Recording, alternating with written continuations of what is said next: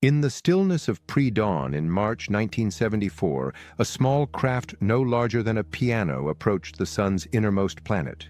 Its name was Mariner 10, and it carried the hopes of a generation that had only guessed at what lay beneath Mercury's blinding glare.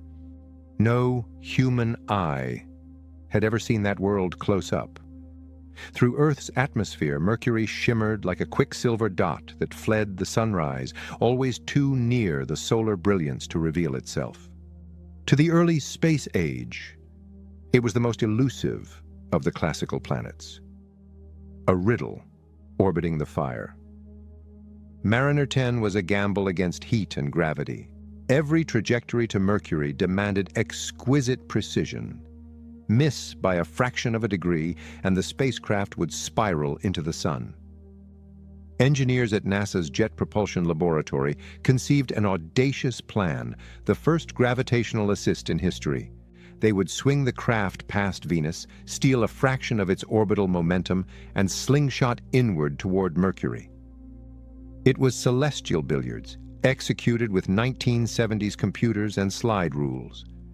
When the maneuver succeeded, it changed planetary navigation forever. As Mariner 10 streaked through the void, it began to map a world of stunning contrasts. One hemisphere was seared by perpetual day, the other cast in a night that could last for months. Temperatures swung from 430 degrees Celsius to minus 180 degrees Celsius, a range no other surface in the solar system endures. The first images returned revealed a battered, ancient face, scarred by craters and immense escarpments that curled across the planet like wrinkles in a drying apple. Scientists had expected something resembling the moon. What they found was older, denser, stranger. Then came the shock. Mercury possessed a magnetic field.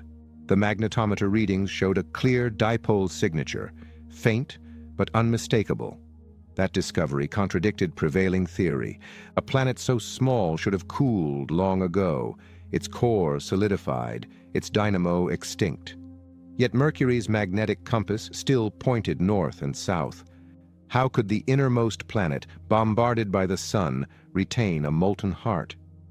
Mariner 10's limited geometry allowed it to photograph only 45% of the surface, each pass revealing more jagged terrain, vast impact basins, and scarps hundreds of kilometers long. Proof that the planet had contracted as its massive core cooled. The mission lasted barely a year, but the questions it raised would endure for 3 decades. After Mariner 10 fell silent, Mercury returned to the shadows of neglect. For 30 years it was a footnote in astronomy textbooks, too hot for landers, too perilous for orbiters, too close to the sun for radio antennas to risk constant exposure. Yet a handful of planetary scientists refused to let the story end there. They believed Mercury held the key to planetary origins, a fossil from the dawn of the solar system whose chemistry could reveal how the inner worlds formed. In the late 1990s, those scientists found allies at NASA's Applied Physics Laboratory. They began sketching a new mission, one capable not merely of flybys, but of entering orbit around Mercury and staying there. The spacecraft would be called Messenger, an acronym for Mercury Surface, Space Environment, Geochemistry, and Ranging, and also a tribute to the wing-footed god who raced between worlds. Designing Messenger was an engineering epic. Mercury's orbit meant that any spacecraft bound for it had to fall deep into the sun's gravity well, gaining enormous velocity that then had to be shed through multiple planetary flybys. The craft would need a heat-resistant titanium shell, ceramic cloth blankets, and a sunshade so efficient that one side could face near-oven temperatures while the other remained below freezing. Power would come from solar arrays, with optical coatings to reflect excess light instead of absorbing it. Every subsystem had to survive the furnace. Launched on August 3, 2004, Messenger embarked on a 6.5-year odyssey, looping past Earth once, Venus twice, and Mercury 3 times to bleed off speed. Each encounter sharpened its aim.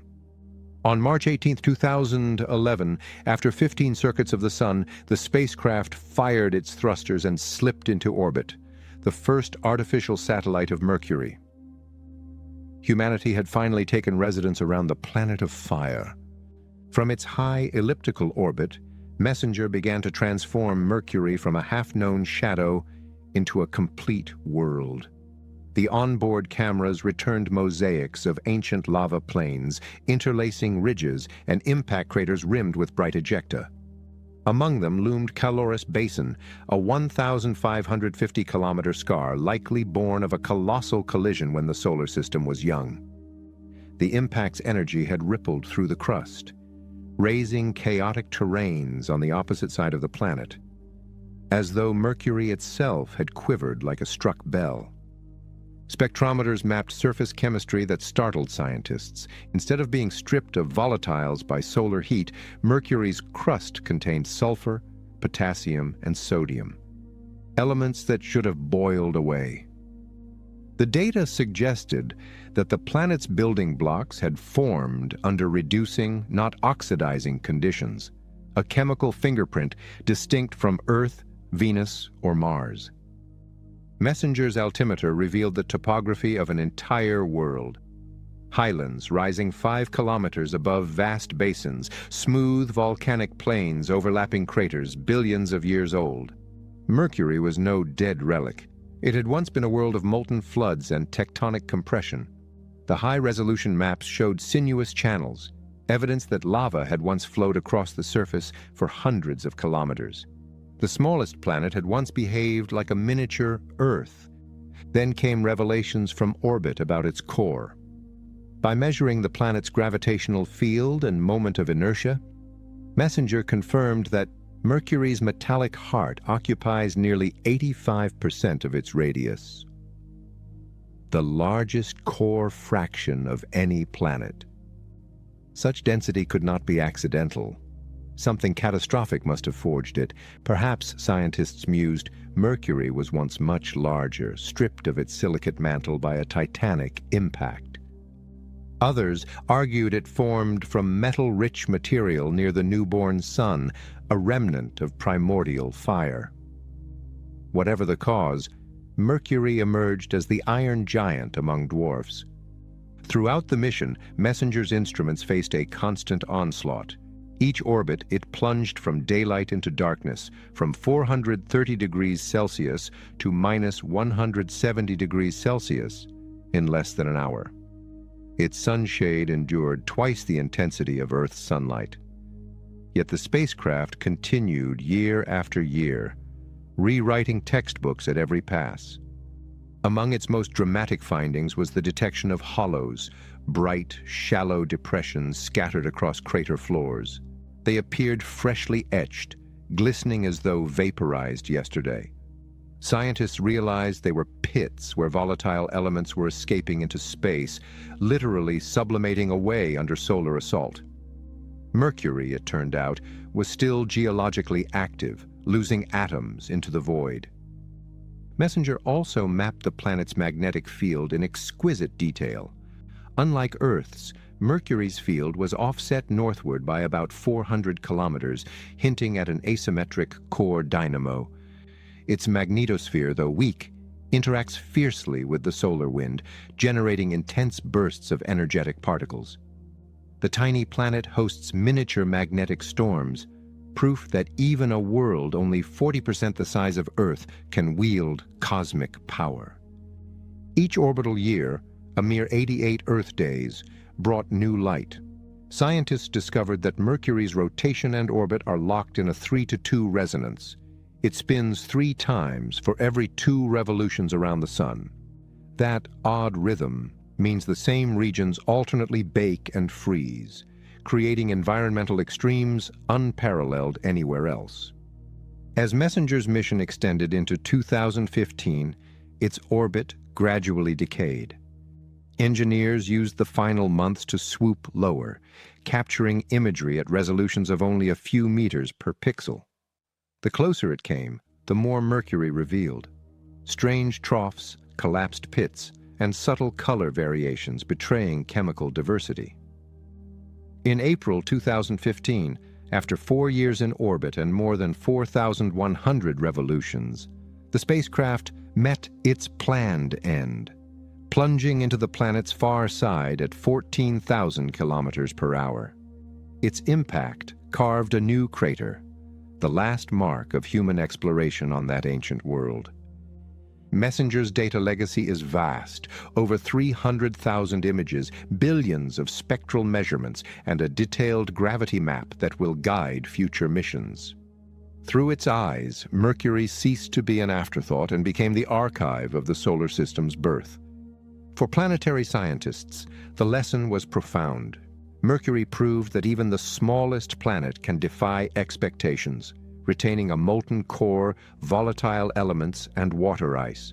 It forced new models of planetary evolution and hinted at processes we had overlooked near other stars. The innermost world, once thought simple, turned out to be the most complex. In its final transmission, Messenger's signal faded into solar static, a whisper across 90 million kilometers. But what it left behind reshaped our cosmic map.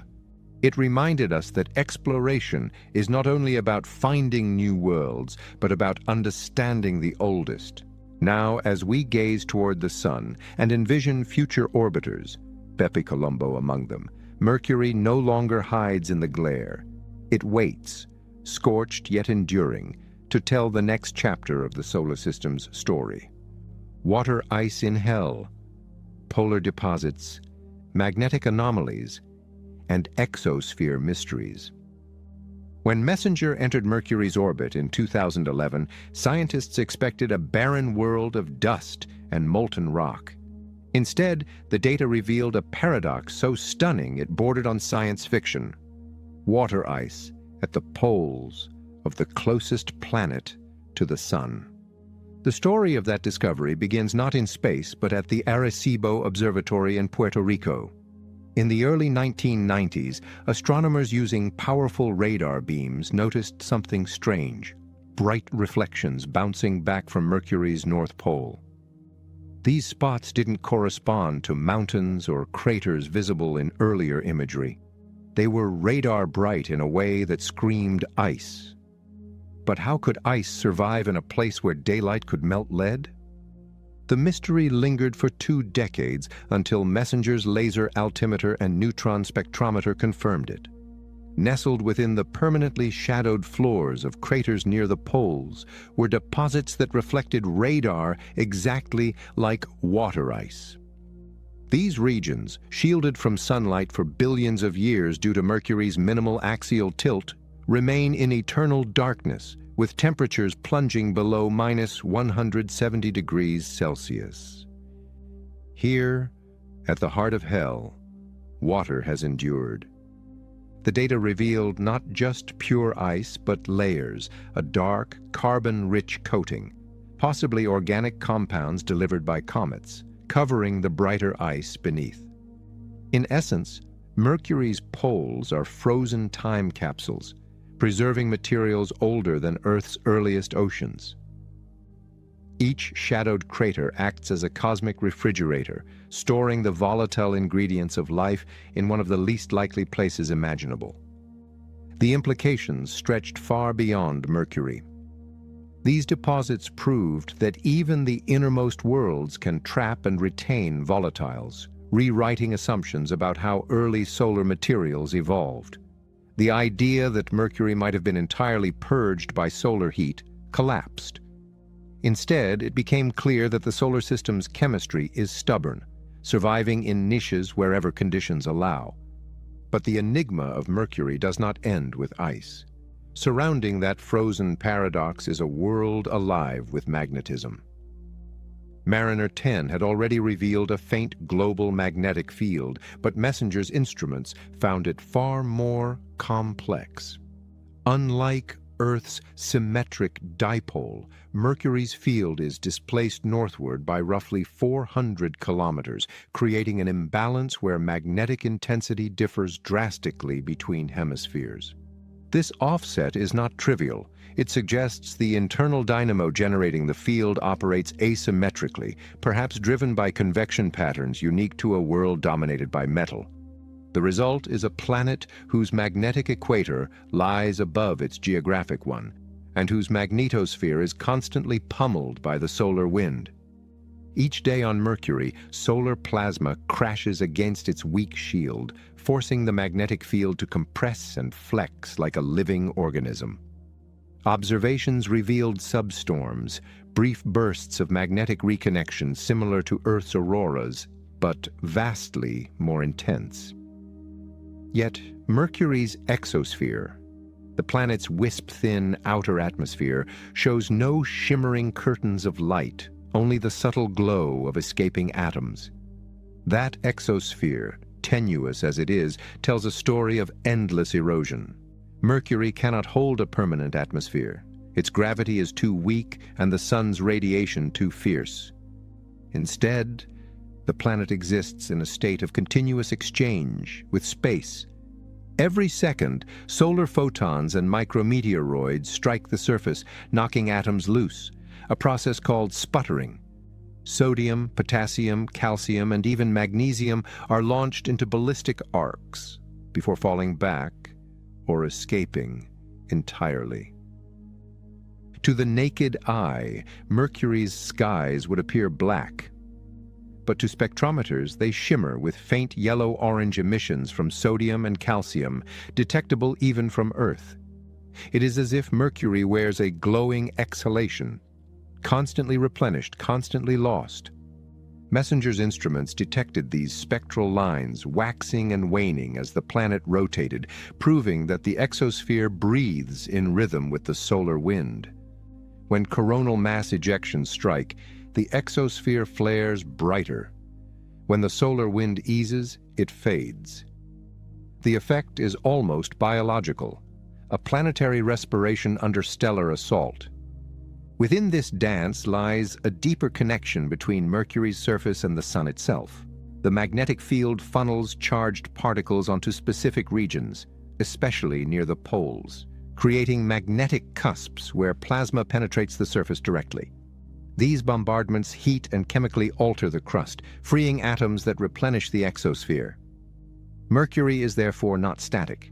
It is in chemical dialogue with the Sun, an elemental feedback loop of energy, magnetism, and evaporation. Messenger also mapped anomalies, localized magnetic patches embedded within the crust, remnants of an ancient magnetism frozen billions of years ago when the outer core first cooled. These patches are magnetic fossils, echoes of an earlier field stronger than today's. They record Mercury's shifting interior, the slow solidification of its colossal iron core, and the endurance of its dynamo despite unimaginable pressure and heat. Scientists suspect that Mercury's core may contain a high proportion of sulfur, lowering its melting point and keeping it partly liquid. That alone could explain how a world this small maintains an active magnetic engine. But it also raises another question. Why so much sulfur survived so close to the Sun? The answer might lie in Mercury's formation environment. Perhaps the early solar nebula was rich in volatile preserving compounds, or the planet accreted material from cooler regions drawn inward by magnetic drag. Whatever the process, Mercury stands as a contradiction to every neat model of planetary formation.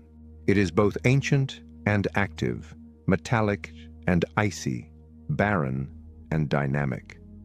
The presence of ice within eternal shadowed craters has broader philosophical implications. It tells us that habitability is not binary, that even within the inferno, nature finds niches for preservation. If comets delivered water and organics to Mercury, they likely did so throughout the inner solar system, seeding all terrestrial worlds. Some of that material, buried in darkness for billions of years, might still contain the pristine molecular fingerprints of the solar system's infancy. From orbit, Messenger captured images of these polar regions glowing faintly under reflected sunlight, their darkness betraying what lies beneath. A silence colder than interstellar space. In that silence, frozen molecules of water and carbon have waited since before Earth existed. As the mission team analyzed the data, they realized that Mercury's water deposits could total billions of tons, enough to fill a large lake on Earth. That may not sound like much, but for a planet once thought utterly desiccated, it was revolutionary. The discovery turned Mercury from a symbol of heat into a symbol of cosmic resilience. Meanwhile, the interplay between the magnetic field and exosphere continues to intrigue researchers. Mercury acts as a natural laboratory for understanding how small rocky planets interact with their star's radiation, an analog for exoplanets orbiting close to other suns. By studying its surface chemistry, scientists can model the weathering and atmospheric loss processes that may shape countless Mercury-like worlds scattered across the galaxy. Messenger's orbit traced these forces in real time. Instruments recorded bursts of energetic electrons, variations in sodium emissions, and changes in surface reflectivity correlated with magnetic storms. The smallest planet was behaving like a scaled-down version of Earth's space environment, compressed into a world only 4,880 kilometers wide.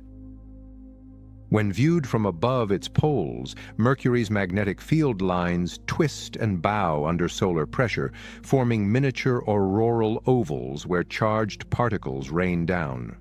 Although invisible to human eyes, this bombardment continuously sculpts the surface, darkening some areas and brightening others. Even the ice shielded deep within craters is not entirely safe. Subtle heating and micrometeorite impacts slowly reshape it. Over geologic time, the planet's icy heart may migrate, refreeze, and shift, a frozen pulse under the inferno's rhythm. In the end, the irony of Mercury is sublime.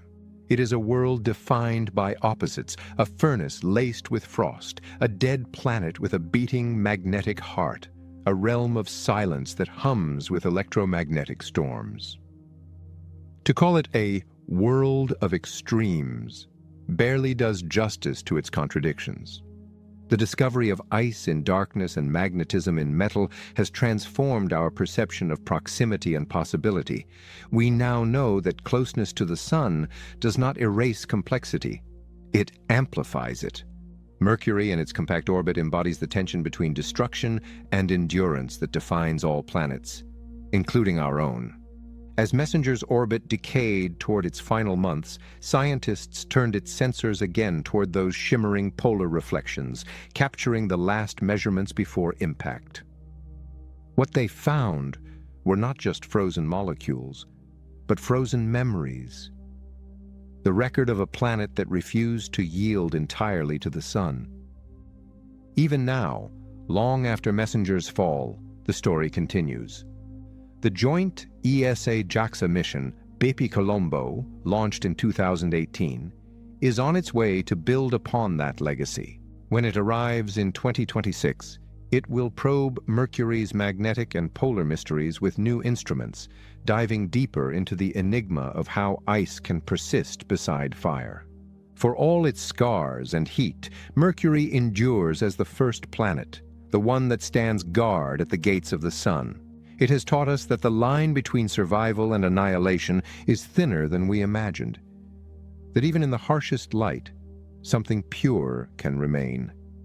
The iron planet theory, Mercury's dense core and solar origin paradox. Every world begins as dust, grains swirling in the newborn sun's nebular disk, colliding, clumping, melting, and becoming rock. Yet of all the planets that emerged from that chaos, Mercury is the most peculiar.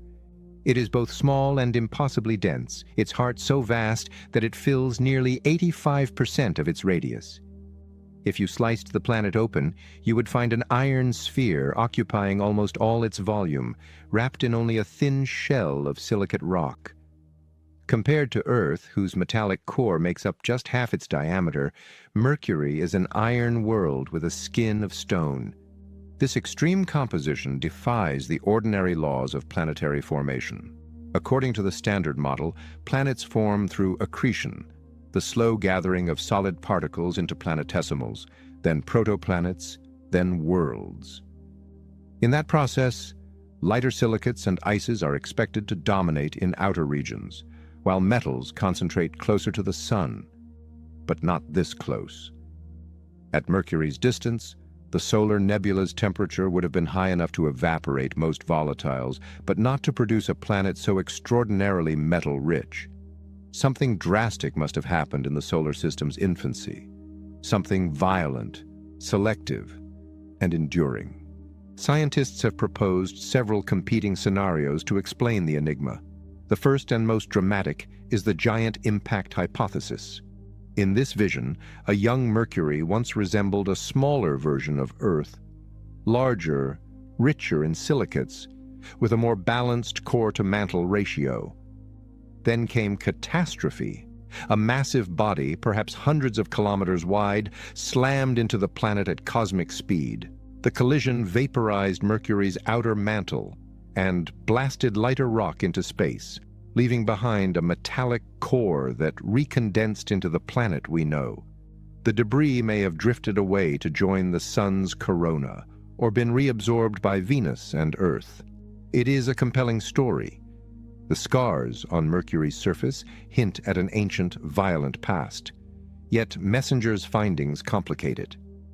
If such an impact had stripped away the lighter materials, the remaining planet should be depleted of volatile elements, sulfur, sodium, potassium, substances that boil at relatively low temperatures.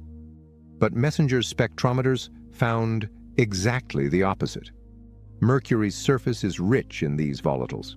Its crust contains unexpected amounts of sulfur and chlorine, even higher than those of Mars or Earth.